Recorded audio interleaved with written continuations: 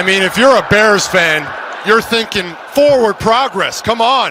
10, 219, 219. Forward Progress, a Chicago Bears podcast with Dan Bernstein and Matt Abaticola on 312 Sports. We give you Forward Progress here on 312 Sports. Bernstein and Abaticola. First, I just want to say thanks. If you are new, if the first time you tuned in to this podcast, and especially our live Bears postgame, was this week, and I've heard from some people saying, I thought I would check this out. Thank you, and welcome. And we hope you're making this a regular part of your routine, especially at the moment when the Bears are riding higher than they have in a very, very long time for a lot of reasons. You are absolutely welcome to the Forward Progress family. And when we last left you, I was literally shaking because I just so much was going in emotionally to that whole day on Saturday, to all the anticipation, all the excitement, riding that into their tussling around in the snow before the game. And then all of that happened, and I couldn't fall asleep. Spend the entire next day just sort of walking on air, going about our, errands and things and watching football and smiling actively. And here we are with getting right back at it. We got the opponent. We've got the coach not apologizing for saying F their rival. Right. At all. We have the game, the day of the game. We know they're playing Sunday. We just have to wait until if it's the earlier. So it's the 2 or the 5 o'clock game. I would guess that they're going to be the 5 o'clock game. That would be my thought as well. Why wouldn't you make it the featured game? I don't know. I don't know how they want to deal with the L.A. market and when they prefer, how early they want to get up and watch the game. But you would think it's going to be later. Yeah, it's really incredible in the fact that we have the Bears moving on to host the Rams in the divisional round. Mm-hmm. After that game, that 21-3 at halftime. I mean, all of the historical firsts and all the stats that have come with that game, coming from behind and scoring 25 points in the fourth quarter and one of the bigger comebacks in NFL playoff history. You now have Caleb Williams, as you pointed out from one of our listeners, the 6th most passing yards in Bears postseason history after playing one game. That's really, really terrible. I mean, how far is he going to destroy that record? It's going to be so beyond that we'll stop talking about it. Yeah. We'll say, okay, it might be 2 games from now. I haven't even looked at the numbers. And if you watched a lot of football over the weekend, you saw the Rams and the Carolina Panthers. I don't know if you watched that game at all. Carolina, of course, the Rams being one of the better offensive teams in the league. Matthew Stafford in MVP consideration, almost 50 touchdowns thrown.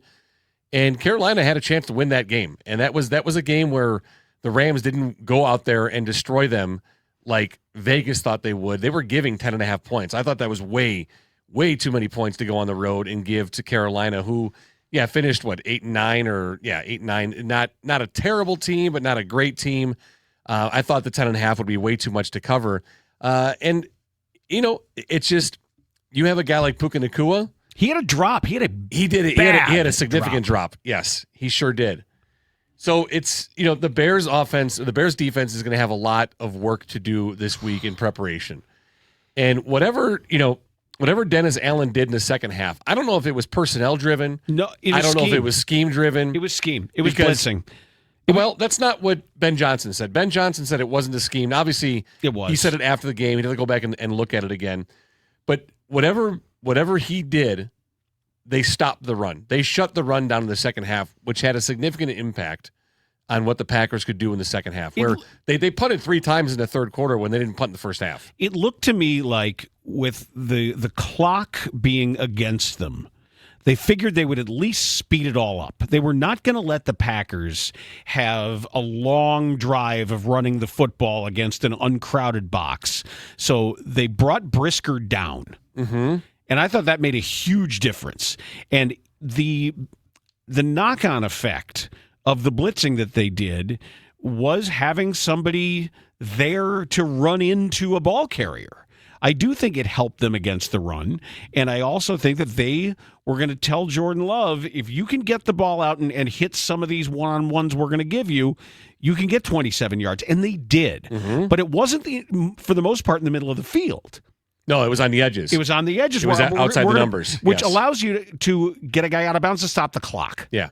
And I thought part of that was him just saying, if we're going to do this, we got to make sure we got enough time.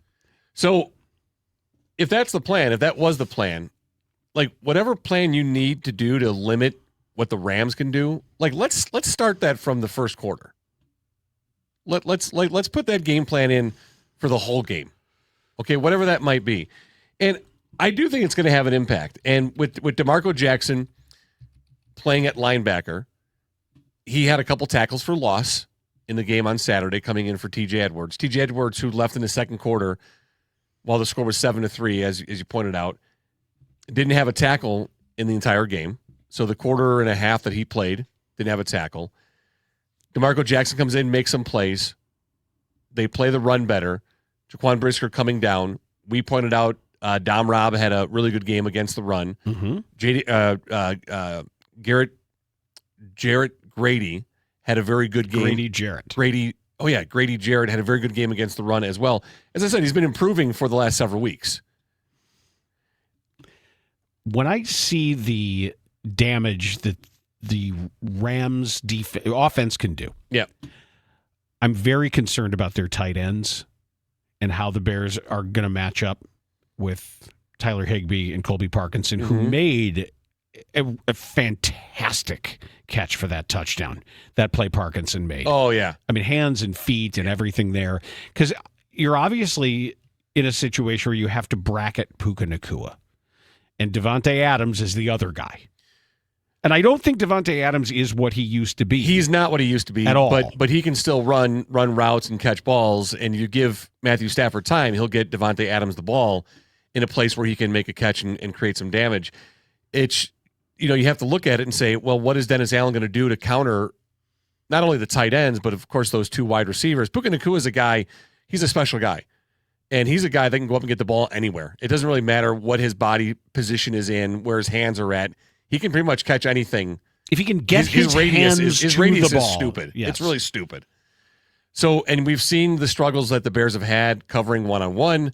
So I need Dennis Allen to scheme something that can be impactful and put his players in the best possible position to be successful, and do that from the start. It's still going to come down to pass rush penetration, how quickly somebody can break through instead of getting hung up on a block. Let me ask you about the game ball distribution and Montez Sweat getting a game ball, and Ben Johnson saying he was around the quarterback a lot.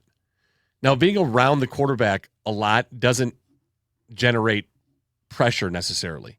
Well, what did I say Saturday night? I said that third down play of being able to hit Jordan Love's arm was what you paid that entire contract for. When he got him from behind. Yep. Yeah, so if you gave him a game ball for that one specific play, fine. Maybe I didn't see things the way Ben Johnson saw from the sideline about Montez Sweat game. Because, again, getting into the pocket doesn't necessarily mean you're creating pressure on the quarterback. But they were speeding things up. I think that was in line with what Dennis Allen was trying to do. Make him get the ball out if he wants to take advantage of some of those one-on-ones. And I don't think you can give Stafford the same one-on-one opportunities, not with those guys. Not with those guys that he has. No, not at all. And we mentioned this earlier, too, on DBU, that the absence, if that goes that way with Andrew Billings, because we don't know what his status will be for this game, I think that had a positive impact on the Bears' defense in the second half. Much as I love the guy. Yeah, as much as I love watching him play, it's kind of a novelty at this point. And I didn't realize his numbers, Dan, his stats for the year. Played all 17 games, obviously. Mm-hmm. He had 13 games this year where he had 0 or 1 tackle. That's not okay. Like you can't be that big of a contributor defensively when it comes to snap count percentages and getting snaps and have 0 or 1 tackle 13 games out of 17. That's not okay. So whatever they do with Billings, if he's not okay to go, it may prove to be somewhat of a benefit for the defensive line, which I hate to say, but we've already said this. He's probably not a guy that's here next year because he just doesn't fit what Dennis Allen wants to do. Did you see that the Texans just released Darrell Taylor? Yes. Or are planning to release Darrell Taylor? No, they did release Darrell Taylor. Played 4 games early in the year, the first 4 games of the season. Former Bear was with the Bears last year. Had I think he had 3 sacks or 3.5 sacks last year for the Bears, but played 16 games. He was number 52, second-round pick out of Tennessee initially. With Seattle in 2022. And they thought that he would be, and then they had to go out, of course, and get Dio Dangbo to be this year's version of Darrell Taylor. Yeah. But now here's the actual Darrell Taylor. So if he's available, you can pick him up. You could. I mean, I wouldn't be opposed to that, especially if there's another injury on the defensive line that'll prevent a guy from playing. Even so, in that case, if he's healthy and available to go, coming off IR, said to be healthy. Yeah. And he comes off and they waive him. I would take a look at it, honestly. Sure. Even if Billings can go. Even with Robinson having a better game than we saw throughout the course of the season. Now, obviously, the defensive calls are all different. That was an Eberflus defense he was in last year. Right. But you figure somebody whose job it is to go get the quarterback. Right. And if Shoyinka is not available with his concussion still, we just don't know where he's at. That's an extra body that rushes the quarterback. Yep. So, yeah, I mean, I would definitely take a look at it. It wouldn't be the worst idea at all to add another body on your defensive line that can get some pressure. Before we get and speaking of that, too, real quick, yes. We never really talked about Trayvon Diggs. No. Got in on 1 snap. After all that. Absolutely destroyed, too. Yeah, after all that. On the screen. He gets there. You bring a body in with experience, and he gets in 1 snap and got rolled. Well, I wonder if they noticed that he was in and tried to take advantage of extra aggressiveness by running the screen. Yeah, maybe. All right, what are you going to say? It's possible. I was just going to say that we had made a lot on DBU about the Ben Johnson post game in the locker room and his desire to set the example by embracing the rivalry with the profanity and all of it. He didn't. It wasn't just fuck the Packers, right? Didn't he? He said, "I hate those guys." Didn't he? Yes, it was more than that. And then it was fuck the Packers. I hate those guys because I think he didn't say Green Bay. He said the Packers. And he was asked earlier today, does he have any regrets? And he said, this is a rivalry. The city of Chicago, Green Bay, it needs to be a rivalry. It's something I fully recognize and I'm a part of. I don't like that team. George and I have talked and we're on the same page. All right. So he's not saying, I went a little overboard with that. I probably shouldn't have said that. He did not walk it back. He has doubled down by saying, I don't like that team. George and I have talked. We're on the same page. Is this real? I don't know. I don't know if it matters. You see, okay, here's the thing. And we talked about this on DBU, and I said, I don't believe that it's real. But, and it's not a criticism either, but it doesn't matter that it's not real if it's not real. It truly doesn't matter. Because what he's doing is very deliberate, and he's doing it for his owner. He's doing it for his team. He's doing it for the city. It's not even like if you're putting a list of on how important it is, the team is like lower on that list. Mm-hmm. It's more important for George. It's more important for the fans. I don't believe it's real. It's okay. It doesn't need to be real.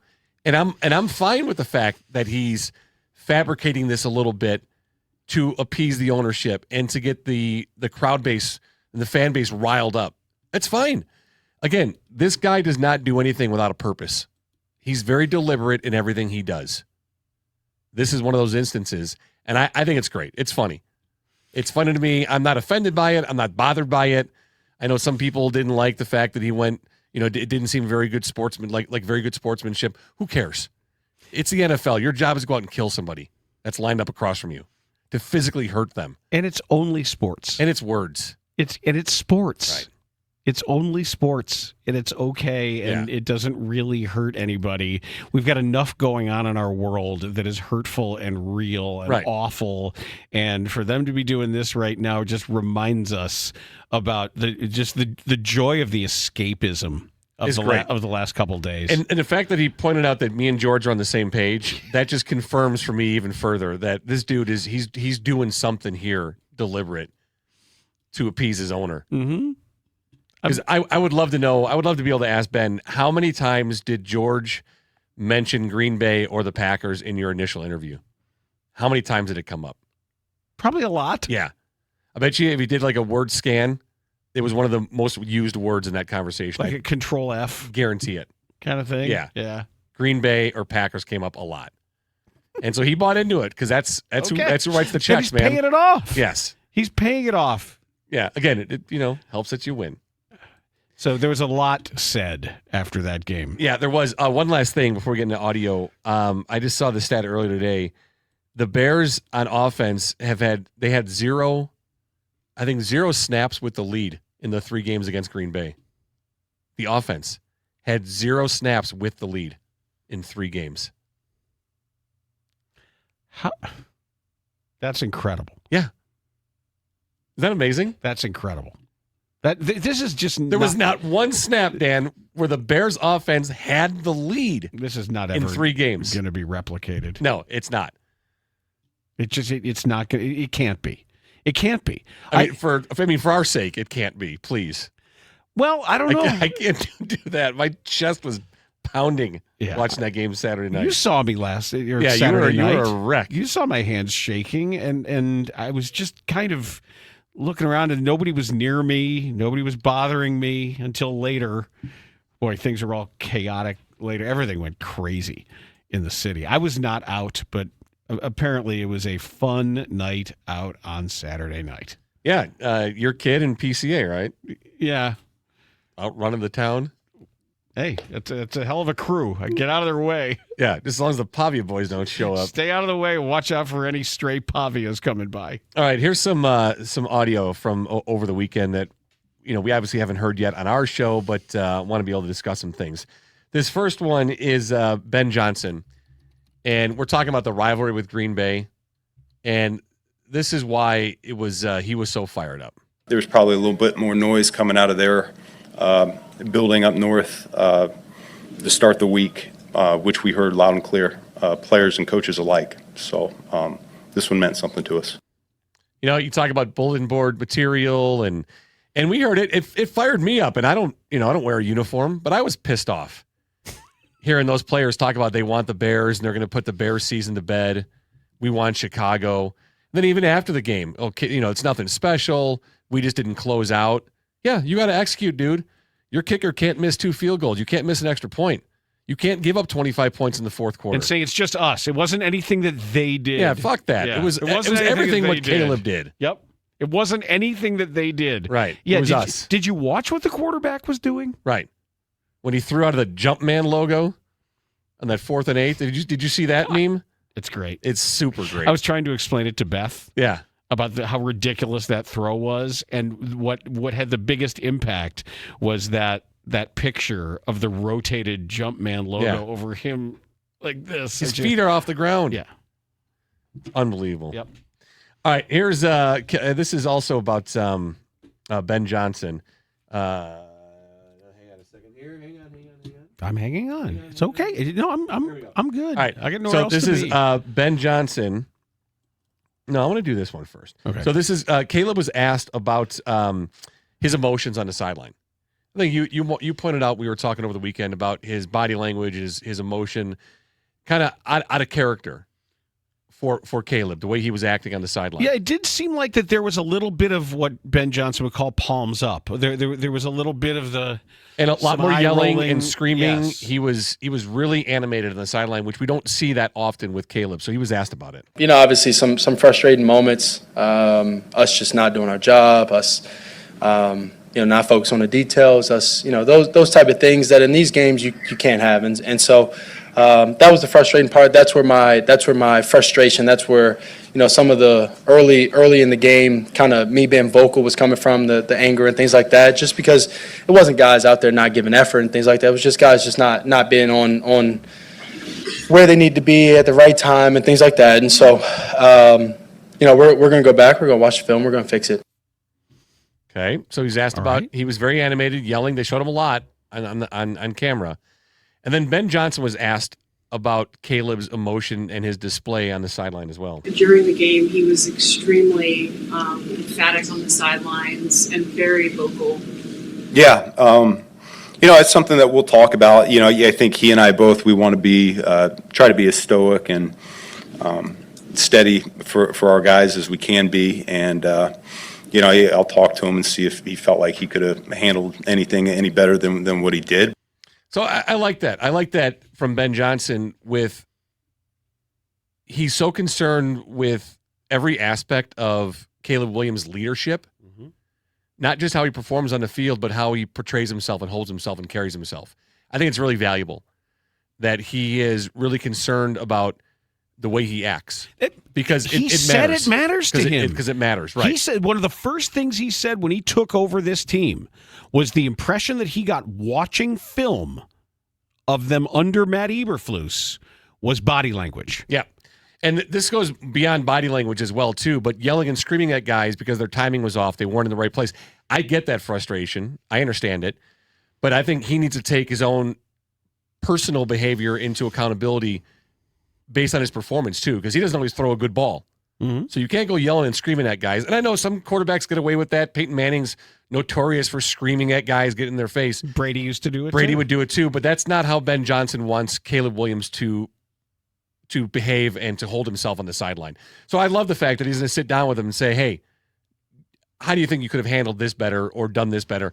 And we'll see how that reflects. Now, we won't see any of it as the outside, but maybe Caleb goes back to his guys and says, hey, I lost it, shouldn't do that, got to control that emotional better. I just love that Ben is concerned about every aspect of his leadership more than just how he throws a football. And I think that is because the quarterback is his extension. The quarterback is him on the field. That is the conduit. That is his mentality that everything has to be the same. And I think he's holding him to that responsibility as well. Yeah, because whether he needs to say it, he's like, you're representing me. Right. Because when things are crumbling around you, you can't look like they are. Right. Which goes back to that analogy about the house being on fire, and he has to stay in that house a little bit longer to find that extra guy to make that throw. Mm-hmm.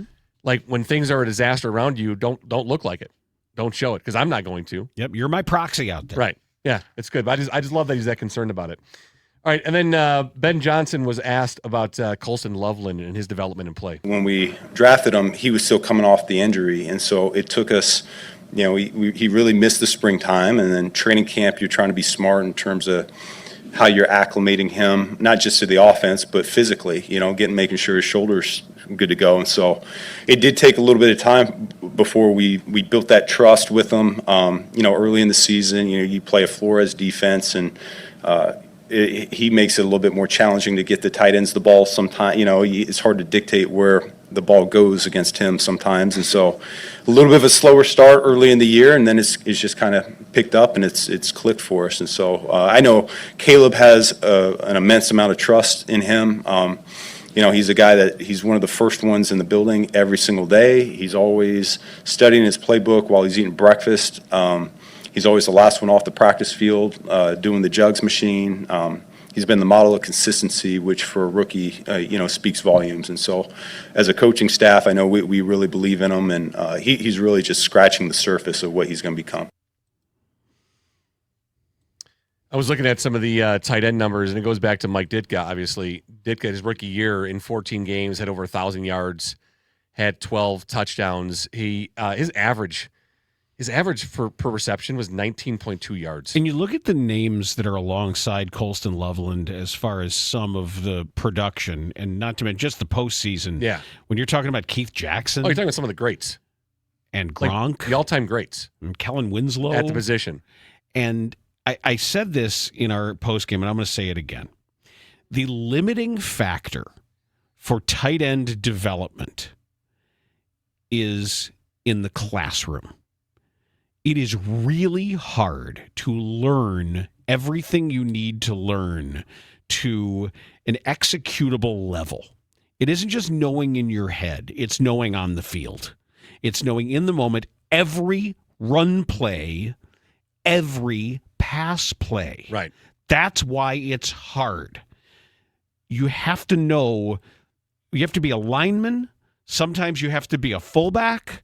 Depending on what's asked of you, you've got to move all over the place. And don't be forget, a wide receiver. Oh, yes, wide receiver. Yes. And what he has done with Colston Loveland is, and he's got this sort of, aw shucks, Idaho farm boy thing going.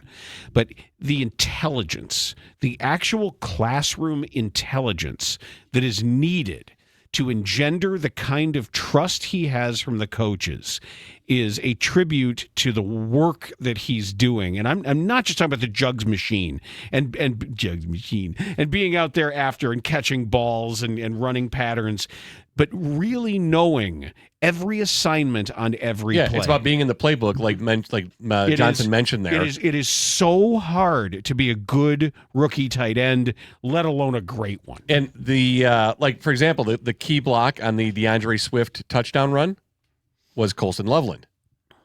Being able to know all your blocking schemes and where you need to be.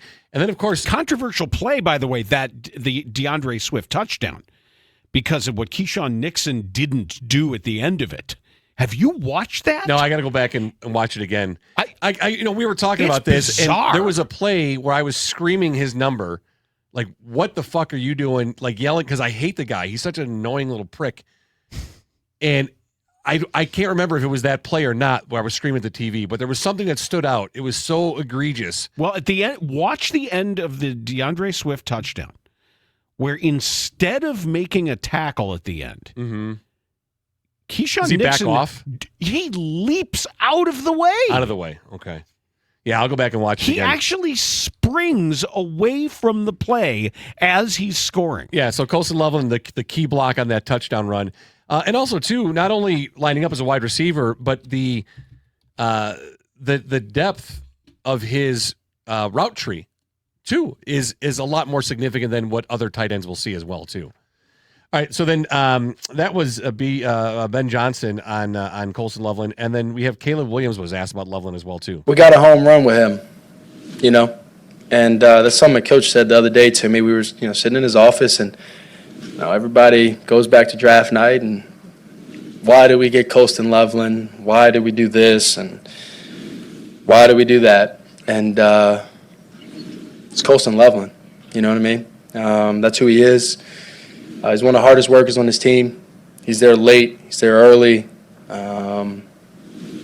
His body language when he's on the field, all of that is I'm excited for what's to come. I'm excited for what we got, to show for these next couple of weeks, and then what's to come in the future for our trust, our bond, seeing different route concepts and being able to see different defenses and just honestly be on the same page, 99% of the time. But just to hear the quarterback and the head coach talk about his work ethic and how it's there, and he's always working, the hardest worker, earliest, latest, always in the playbook while he's eating meals. And the body language, because you really, with outside of celebrating something positive, a first down or, of course, a touchdown, his body language is the same. On a catch, on a drop, on a miss, on a route where he's not getting the ball, on a play where he's not blocking for the lead, he always carries himself the same. And I think it's really valuable, and it stands out to me for a kid who's 21 years old. That's something I try to talk to not only my boys, but kids that I coach about your body language. And about the effort you give when you're not getting the ball, about the way you act when you're not the star on that play, when it's not designed for you, and the working hard.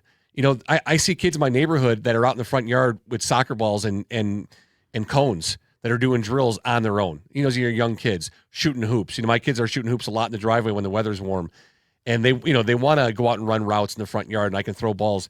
It's like that's the stuff that separates you from guys, because he has all the natural skill and ability and talent and the body to be a successful player in the NFL, but it's that work that's going to make him one of the greats if he wants to do that. Well, at the moment, I think you made this point. You need two guys to cover him.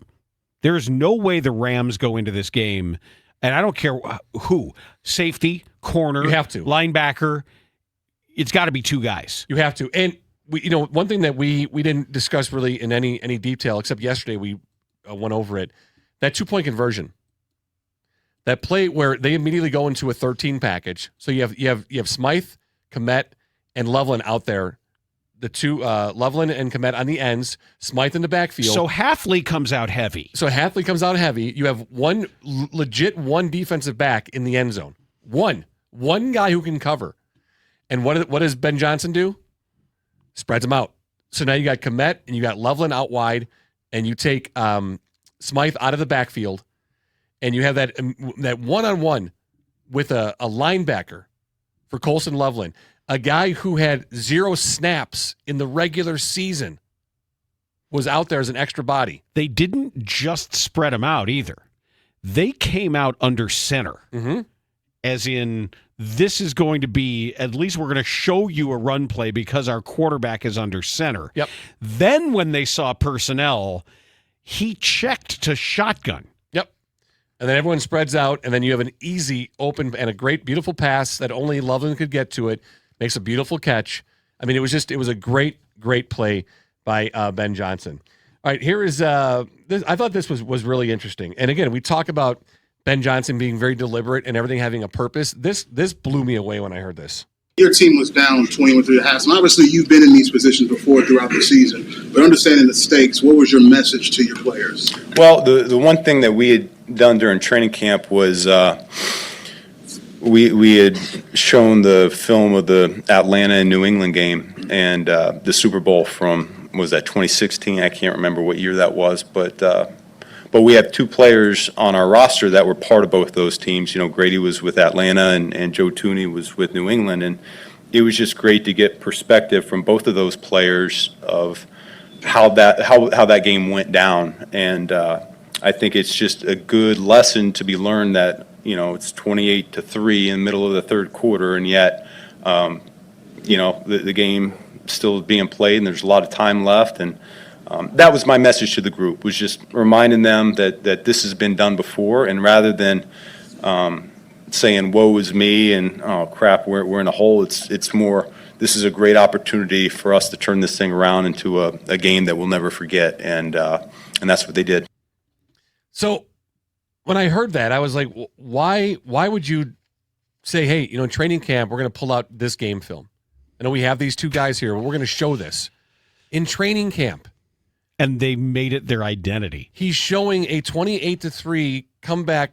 Obviously you have Tom Brady, which doesn't hurt, but you got Tooney, you got Jared sitting there, both played in that game, and he showed it in training camp. That's how deliberate and purposeful this guy is. That's insane. And maybe we wouldn't even hear about it if things went differently. Who knows? There's a lot of time in training camp. There's a lot of things that people do that you don't hear about, that you don't know. There's some team building stuff. There's some stuff sometimes a coach just might say, we're all going to come and watch a movie because I like this movie. Yeah, but that's you never know. But this is one where you can draw a line to how many games this year, to how many moments, to how many times that they said, okay, now we got them right where we want them.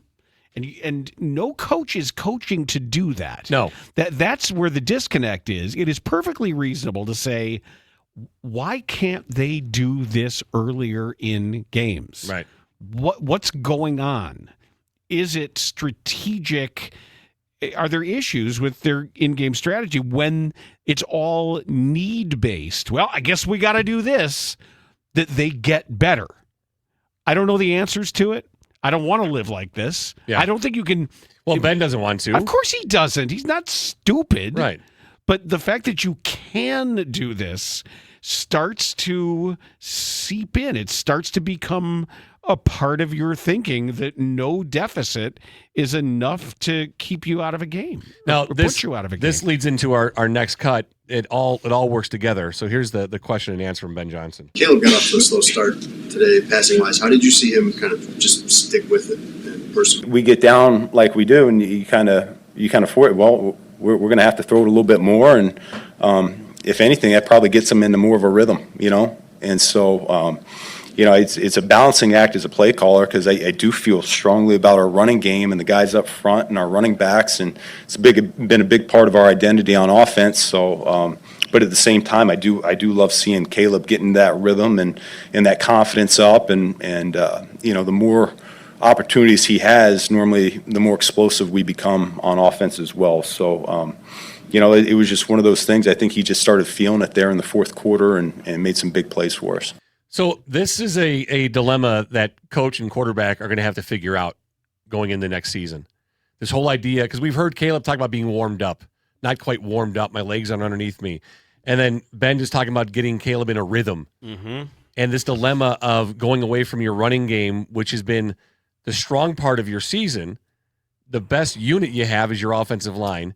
Your starting running back is having the most productive year he's ever had. Your rookie running back is having an unbelievable season for a rookie year, and finding that balance as a play caller, as he said, God, I got to get my quarterback warmed up, but I can't deviate from the strength of our team, yet I need to get this guy warmed up, and yet the strength of our team is running the football. So they're going to have to figure this out and get this whole idea of getting into a rhythm or getting warmed up a little sooner into a game. Figure that out somehow. Why didn't they run the ball better? I thought they ran the ball well outside. And Green Bay was determined to stop the run between the tackles. And it was hard to run between the tackles against Green Bay. I'm not sure if they were... I would have to really go back through the film and identify which blocks were missed. Mm-hmm. But it looked like Green Bay had an idea of whether it was going underneath rather than chasing over and around.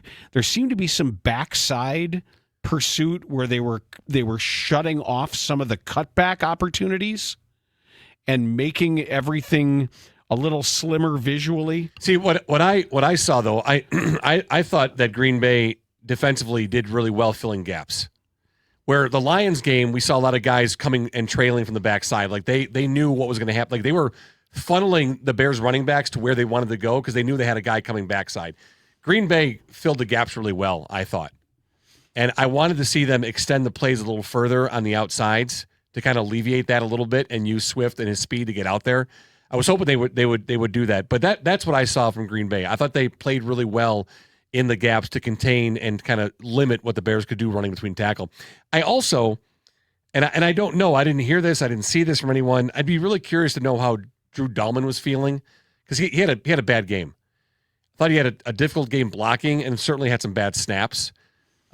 We saw, of course, on the play that Caleb threw the interception in the red zone, Dahlman took the wrong guy on the block, leaving Tooney to block no one, mm-hmm. and that guy came through on that would have been Dahlman's guy on Caleb.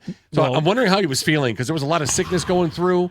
If he was feeling his best, if he felt his best going into that game because he had a tough game. Well, Dahlman better be ready because Poona Ford is a long day. Yeah, Poona Ford is like 5'10", 320. He's a very interestingly shaped. It's a good size human being. Jesus. Yeah, and he has got a low center of gravity and is just a boulder out there. So Dahlman's going to matter a lot. Whatever angle and whatever help he's going to get on Ford, you have to make sure that you're not allowing him to wreck the middle. All right, let's hear from Caleb on that 4th and 8 play, the signature play of that game. We ended up having like a looper or a blitzer. I haven't obviously gone back and watched it yet, and he ended up breaking through. And I felt the edge. I could have got around, and I knew where the play was going, and so I wanted to go in that direction with Rome, and just didn't have enough time to be able to sit there and throw a ball in the pocket. and wanted to go in that direction because, I saw the space before when I was dropping back, and so I went in that direction. And honestly, just understand it's fourth down. I gotta put the ball in play. Rome went and made a great catch, adjusting to the ball. I threw him upfield. I knew, I think 25 was trailing him, and so put it upfield a little bit. It creates an awkward angle for him and makes it a little bit easier catch for Rome. Okay, I'm glad he gave us exactly that explanation because I wasn't sure when he said 25, seeing Monungai break his route downfield in the scramble drill. I wasn't sure to whom that was intended, but it is clear it was indeed on that diagonal crosser that it was Rome. Yeah, it's a Rome and dropped it right in there like he handed it to him. It was stupid. Unbelievable. Yeah, really great play. An all-time great Bears pass. Yes. An all-time great throw. I mean, that was the season right there. That play is your season. Yep. That doesn't happen, Packers win. Yep. We're not talking about Bears and Rams. We're talking about Bears season being done and recapping. That and the missed field goals and the. It happened. Yep. It still happened. They didn't execute. All right, Caleb on the touchdown to DJ Moore. It was a perfect call. We end up throwing a screen early in the game. And so it sets it up, to the same side. And so it sets it up. And then, being able to have that play call that we worked for, I think, the past 3 or 4 weeks and just didn't use it in those other games. And then, in the right moment at the right time, coach calls it just as he does. And, the guys did a great job selling it. Obviously, DJ made a great catch. Just put the ball out there for him to, go out there, make a catch for us and go win the game. So they've been working on it the last 3 or 4 weeks. And again, this is what Ben Johnson does. Has this play, they work through it, saves it for the exact right time. Now, they ran the screen to Luther Burden on 3rd and 8 in the first quarter. He gets the first down. So they do the same thing. They set it up perfectly. But, Dan, this was a play that the Bears stole from the Washington Commanders. This is what Washington Luke McCaffrey. This is what Washington did to the Bears in Week 6. Daniels wide open for the touchdown. McCaffrey. Everyone's in zone. He jumps Deebo Samuel thinking that's where the ball's going on the quick screen. And Luke McCaffrey's wide open. I mean, there's no one in the screen, on the television screen. I thought the Packers were in man. Well, they might have been in man, but the Bears were in zone against Washington. Right. Okay. But it's the same idea. It's the same idea. And even so much to the point where Cole Kmet was lined up as your right tackle. Darnell Wright was lined up on the left side. He was lined up as a tight end off the left tackle on that play. And I'm waiting to see what that sets up. Right. What's the complement to that play? It's going to be Wright. So now you have... Like, couldn't you have Wright do that thing where you block and leak? Yes. Yeah, because you take those 3 receivers and you send them out, and then he trails out behind as an out route. 100%. Yeah, you sell the block. He stays in to block. They move out of that bunch, and then all of a sudden he's wide open. Correct. Just a thought. Compliment there. Just a thought. So all the way down to taking the personnel, the formation that burned them, brings it back, runs it with his guys for 3 or 4 weeks, and then finds the perfect place to use it. Williams throwing, and it's caught for the touchdown by DJ Moore. They look like they're going to just throw a quick screen to Luther Burden. Watch Caleb Williams pump it and then release DJ Moore down that left sideline. Same exact thing. I mean, all the way down to the alignment. I love it. Darnell Wright lines up as a tight end. Cole Kmet is your right tackle. It's just great. Unbelievable. Just a great play. So it burns you. They watch the film. Johnson says, all right, we can put that in. Let's work through it. Yeah, and we'll wait right. for the perfect spot to pull it out. Yeah, we had a problem with that. We'll give you a version of that. Yeah, I love it. I love it. And there's so many plays that we've not yet seen. And you know that he's deciding right now what's going to be potentially active, alive in the game plan for this week. And there always are. Every week there's going to be some if we get this look. And I don't know if they watch tape first. They probably do. They probably will have it. The advanced scouts have already gone through it, and they might say, hey, this would be when you see this might be a good time for this, or this, because they've got it all memorized. Oh, I'm sure before the Bears-Packers game even happened, it's like, who's the possible opponents? There's guys on staff looking at film way ahead of it. All right, so just taking a look at where things stand right now. Obviously, Bears host the Rams next Sunday. Seahawks will host the 49ers. So my NFC prediction has come through so far, because I said I want the 49ers going to Seattle to beat them. Bears beat the Rams. Bears get to host the NFC Championship game at Soldier Field against the 49ers and get to take down Brock Purdy, finally. Broncos will host the Bills in the divisional round, and then the Patriots will host the winner of Steelers and Texans tonight. Let me give you another piece of information for Sunday afternoon or evening. This is the current forecast. During the day, Sunday, 16 degrees, winds west at 10 to 20 miles per hour. Sunset at 4:48 p.m.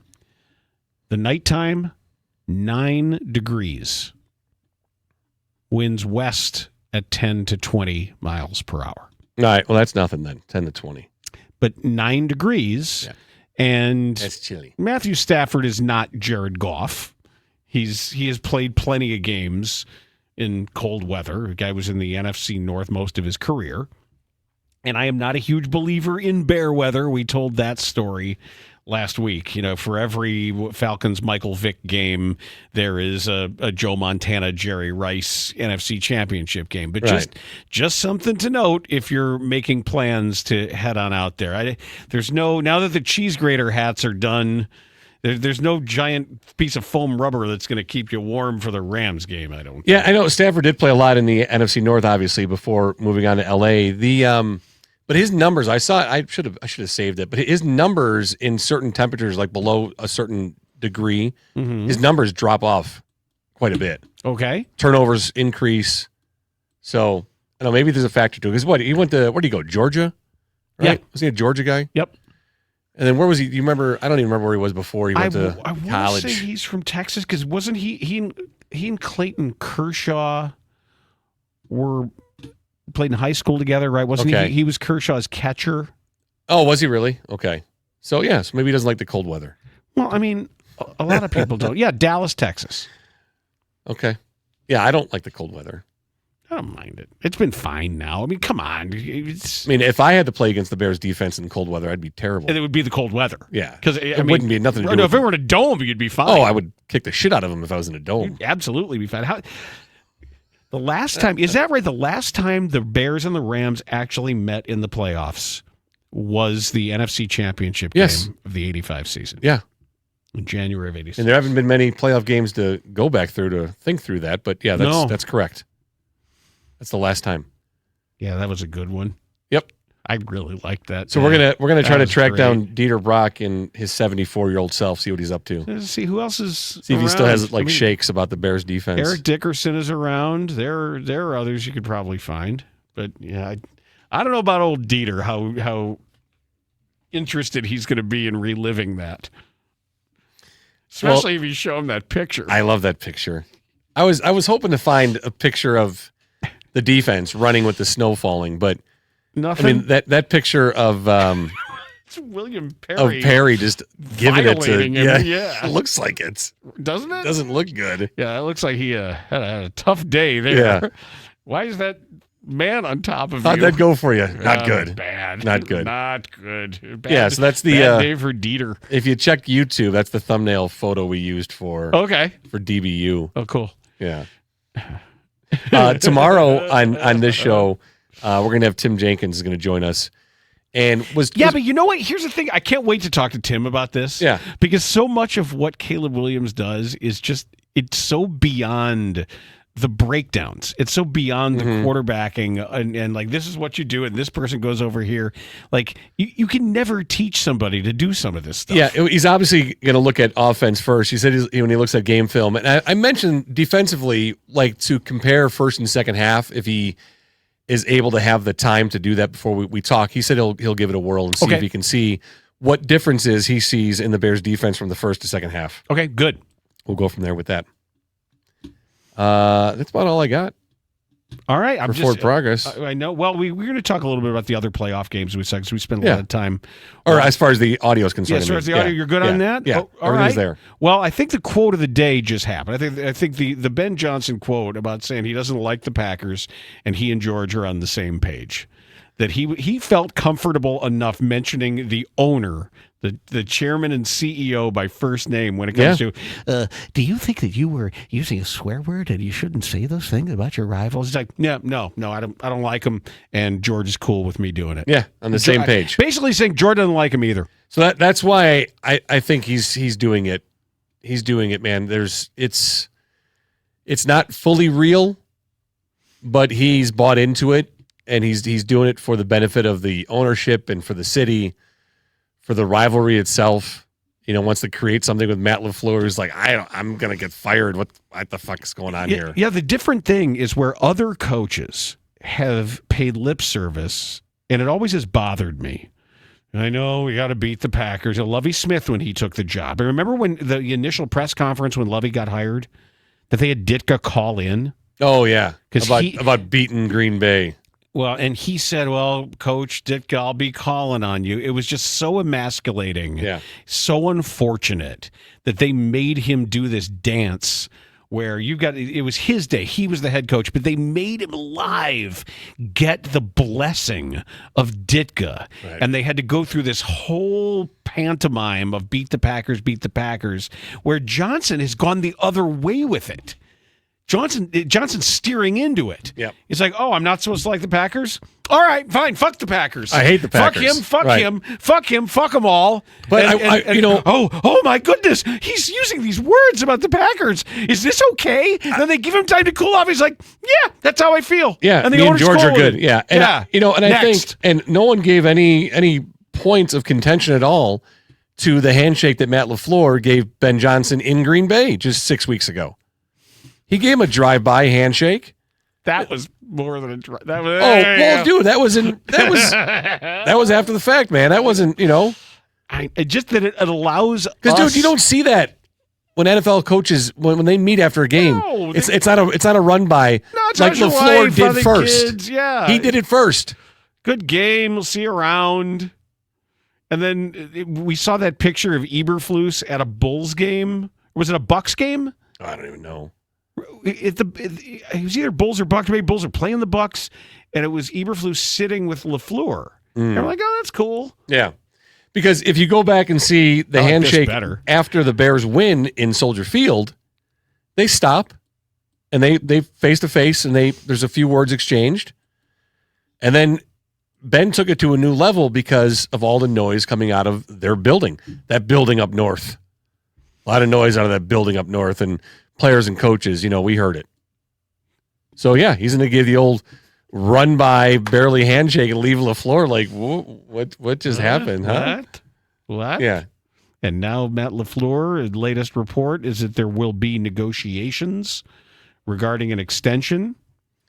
See, who knows? I still think he's going to be gone. He's out. He's fired. Like, you don't need to have conversations about a contract extension. Either you want to extend the guy or you don't. Yeah, the fact that you would have to talk about whether or not you want to, I think it's about the terms. I think we'll extend you for this long at this rate, and this will vest if you win a Super Bowl. Right, but you know how you kill all that is you say, Matt LaFleur is our coach moving forward. We're going to get a new deal worked out with Matt LaFleur. This is what we want in Green Bay. And if it doesn't work out, it's because LaFleur ends up walking away from it. And I think he'd get hired right away. I think he would too. So I'm still going to stand by it that he's done coaching the Packers. You should. And John Harbaugh will be the guy. Believe me, if you ever had a week to stand by stuff, this is your week, Matty. Fucking Jaguars, though. I wonder how many people went back in the chat to actually confirm that you did what you did during the game. It's all there, right? If you go back to the live link, you can actually see it come in real time. Okay. I've never gone back to do that. See you can play. I know you've gone back to watch and see some of the. Yes, and you can restart the live chat. Oh, okay. And then you can watch what people are saying at the different moments. Yeah. it's one thing to look at win expectancy. It's another thing to see what is being said. Oh, yeah. Because people, they were done. Oh. They were just done. Mm-hmm. There might have been some people done with Ben Johnson. Oh, you should have seen my group chat. This is over. This is over. When it was 14-3, and it was like, and what else are we doing? What's the next sports thing? What are we on to next? It's very easy. And here's the other thing too, where somebody put this, and I meant to mention this too. Somebody put it in the comments who said, "No, Maddie, I'm not ashamed, because when a team is losing that badly, you're supposed to think it's over. Just because the Bears are the anomaly, it's still true that more than 9 times out of 10, you do lose that game. More than 9 times out of 10, you don't make that pass to Roma Dunze to keep it alive. The guy doesn't miss field goals, so all it does is reinforce that it is proper behavior to not believe in them." Yeah. No. And I saw that saying, well, next time this happens, I'm also going to think it's over and they have no shot, because that's the way a reasonable person would think. Well, then I'm not reasonable, and I don't want to be reasonable when it comes to my team. I thought that was a very fair clapback. Yeah, no, it's fine. It's fine. It's very, very, very well said. I understand that. That just if the same circumstances keep presenting them to you, and that's your response, you're going to be right more often than you're wrong. But here's the question: what's more fun? It's just sports. What's more fun for you when you're watching? Is to meatball out. Is to just be like, they can still do it. They can still, but see, I do it because it protects me. I do it as, no, seriously. I immediately try to self-soothe by making myself feel better about, just to say like, well, a rational person would say it's been a great season and this is the start of things, and sometimes it's just not your day. Yeah. And all those things. And that's, my mind will start doing that. That's part of my worrying thing. That's just the way I'm wired, is to begin compensating, if not rationalizing, for why the Bears would be bad. But if you really did think that, they're going to come back. Yeah. And then that's, I didn't doubt it at all. That level of faith is something some people have a more difficult time I had to tell my 13-year-old, hey, because he was like, it's over. It's over. It's over. I'm like, buddy, it's not over. A lot of football to go. It's not over. You got to believe in it. The Rams, the running backs rushed for 102 yards in the game in the win against Carolina on 24 carries. Matthew Stafford was 24-42 for 304 yards, had 3 touchdowns, had an interception. He was sacked 1 time, rating of 94 for the game. Puka Nacua, Dan, had 10 receptions on 18 targets. Had 111 yards, 11.1 average, 1 touchdown, along of 18. Devontae Adams with 5. Higbee had 2. Parkinson had 2. Running backs had 4 catches out of the backfield. But 18 targets, 10 receptions, 111, 1 touchdown. That dude he's something different, man. I found the moment I gave up. When was that? Where was it in the game? I don't know, 7:51 p.m. So 7 o'clock game, you're in the second quarter. Jason texted, over, period. So over, period. And I texted back, agree. Oh, man. He texted 7:50. I texted back at 7:51. And then at 8:18, he said, worst game of the season. They look so awful. I can't comprehend all of this hope and everything for this. And my response was, so it goes. And he said, as much as I want to say great season, it's hard to say that when this is what we see. Well, it's got to wait till the fourth quarter. Just incredible. And then the texting was done for the night. And all hell broke loose. The drinking began.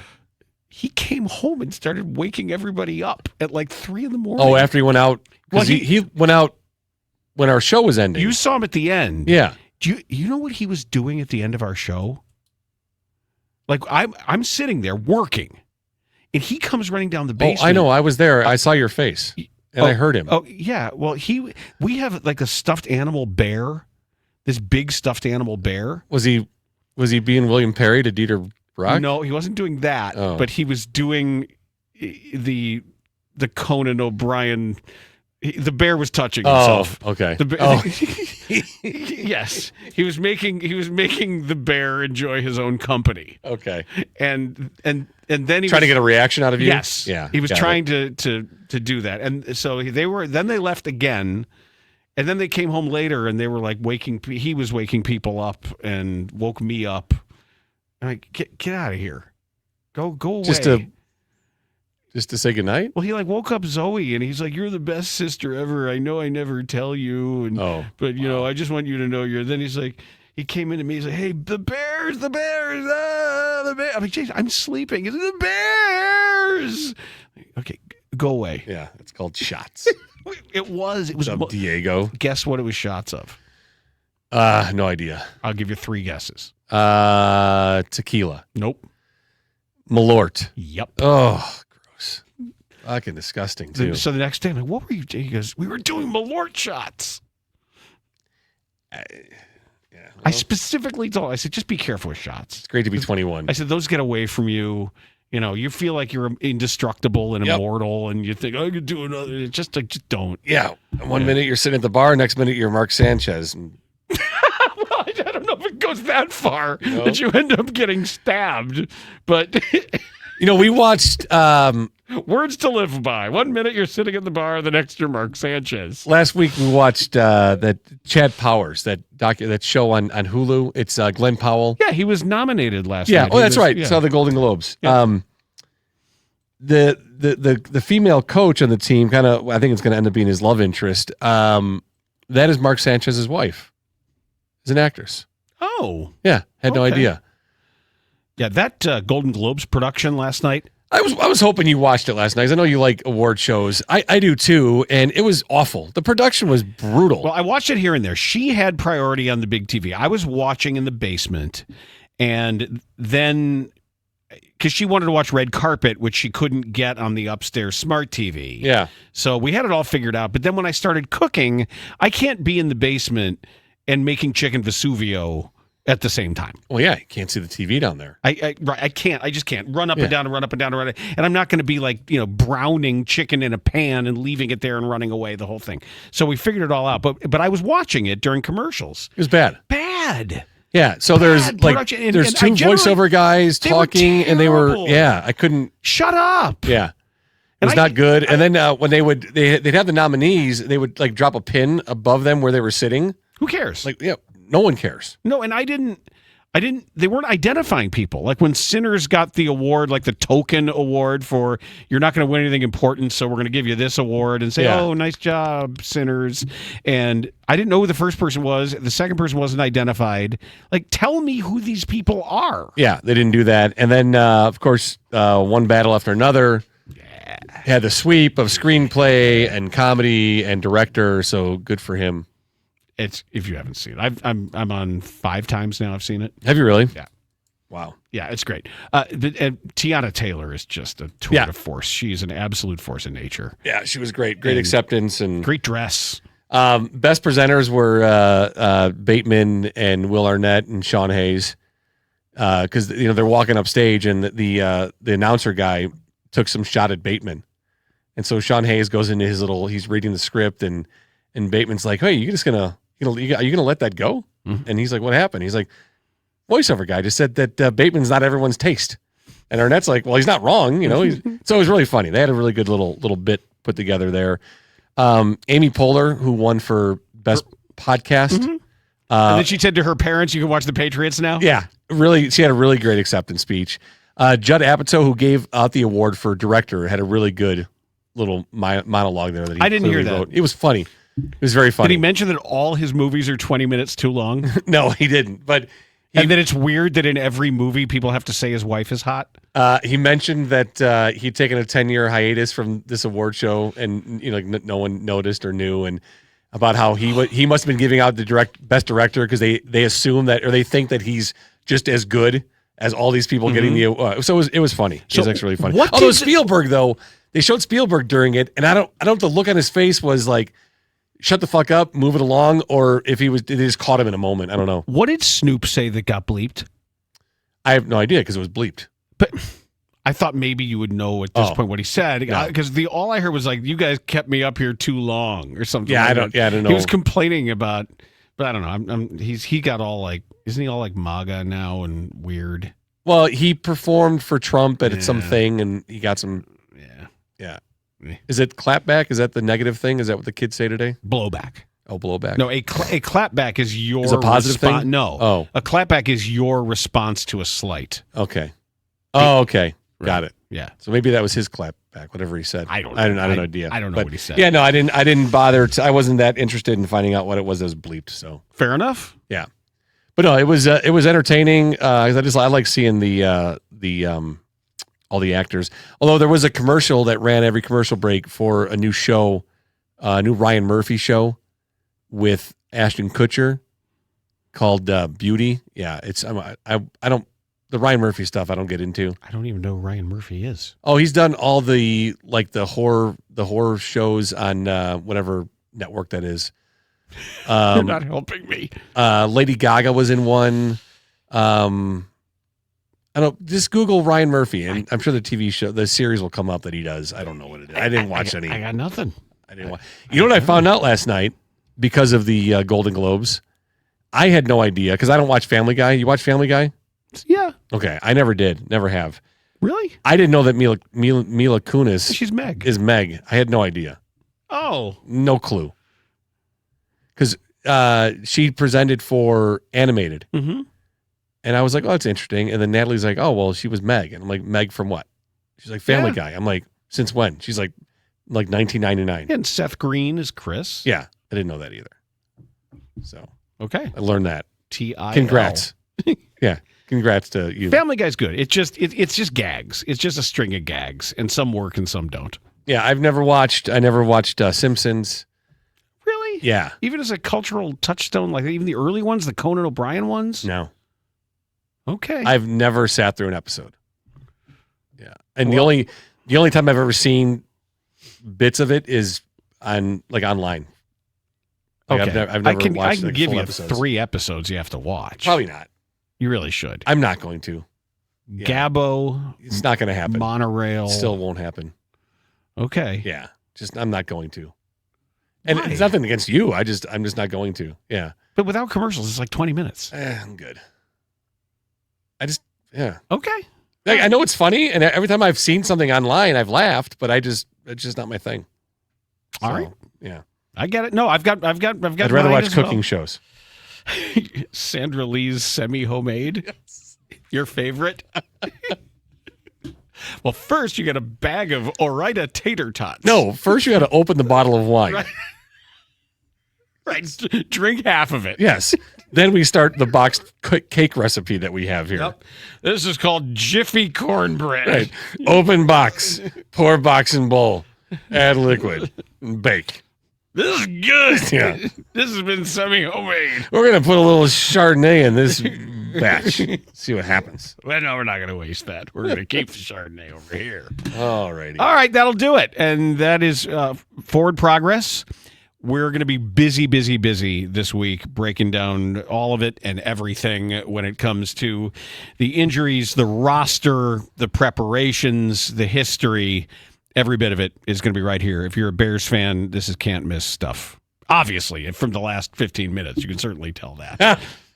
Forward Progress, a Chicago Bears podcast on 312 Sports. Forward Progress has stopped. 10, 219, 219. Forward Progress, a Chicago Bears podcast with Dan Bernstein and Matt Abaticola on 312 Sports.